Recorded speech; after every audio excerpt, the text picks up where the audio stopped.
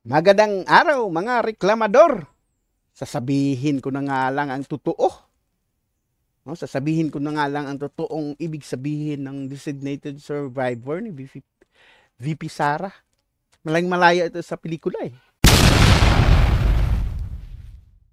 Lahat na ng ginagawa ni VP Sara, lahat ng sasabihin ni VP Sara, may makaabikat na kaakibat na batikos kaagad dyan.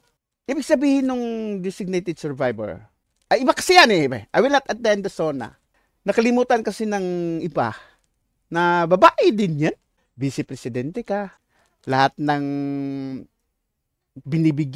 pilit nating dinidikit sa sa mga kontrobersya si VP Sara. Nagkadarapa na ng Titan security na, ganun, dagdag ng security na para sa SONA dahil sa sinabi ni VP Sara. Nakalimutan natin na babae yon, babae. Kung naiintindihan nyo talaga lahat ng sinasabi ni VP Sara, emosyonal yun, nakakalungkot yun. Parang sinabi niya na, ay, nang luod na ko. Kung subisya pa, nang luod na. No, dili ko matanaw SONA, nang luod na ko. Kung mag-attend ba si Sara sa SONA is mawala yung yung mga taong gustong pabagsakin si VP Sara. Ang nakalimutan lang kasi natin ng mga detractors ni VP Sara ay babae kasi yan, emotional. Tapos ang totoong ibig sabihin yan, gusto lang niyang sabihin na kaya niyang i-survive o na-survive niya. Nakasurvive siya sa mga tangkang sirain ang pangalan niya. Pero mahaba pa kasi ang kailangan niyang i-survive.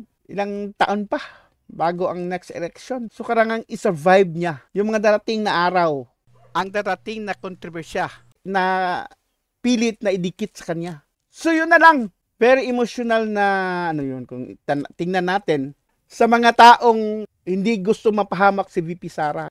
Yun ang ibig sabihin doon eh. Pwede mo namang piliin, bakit pa nasabi ni VP Sara yun?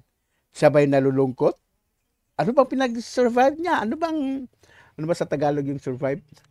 Kung sa Bisaya pa nakalingkawas, no? Nakalingkawas siya sa mga intriga. Bakit diretso na lang na, designated survivor yung pareha nung sa pelikula?